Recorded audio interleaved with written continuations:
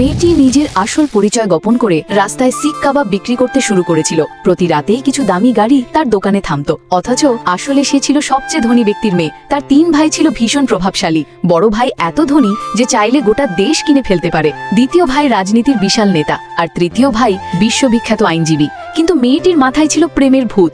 সে এক গরিব ছেলেকে ভালোবেসে বিয়ে করে এবং রাজকীয় জীবন ছেড়ে সাধারণভাবে রাস্তায় দোকান সাজিয়ে বসে যায়।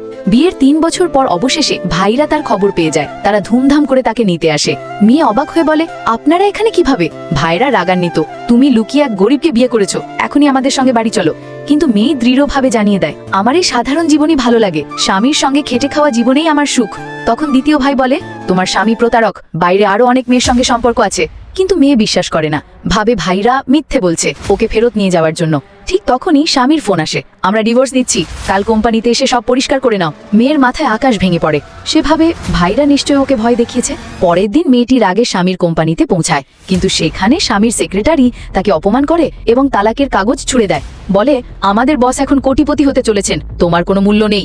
মেয়ে দৃঢ় কণ্ঠে বলে, আমি সরাসরি আমার স্বামীর সঙ্গে কথা বলবো। ঠিক তখনই স্বামী এসে বলে, তোমার মতো রাস্তার মেয়ের আমার জীবনে কোনো দাম নেই। যখন আমি ময়লা কুড়াতাম তখনও তুমি কিছু ছিলে না, এখন আমি কোটিপতি হতে চলেছি, তাড়াতাড়ি তালাকের কাগজে সই করো।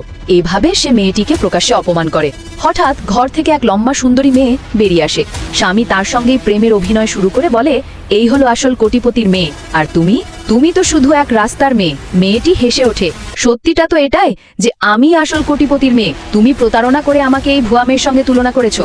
রাগে মেয়েটি সেই ভুয়া মেয়েকে চড় মারে এবং চোখের জলে তালাকের কাগজে সই করে দেয়।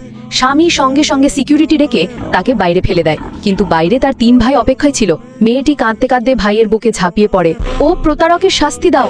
বড় ভাই শান্তভাবে বলে, সব প্রস্তুত আছে, আজ রাতে টেন্ডার মিটিংয়েই তাকে শিক্ষা দেওয়া হবে। কি হবে যখন লোকটি জানতে পারবে তার স্ত্রী চীনের সবচাইতে ধনী পরিবারের মেয়ে? কমেন্টে জানান এমন প্রতারক স্বামীর সাথে কি হওয়া উচিত। আর আমাদের চ্যানেলটি সাবস্ক্রাইব করুন এখন।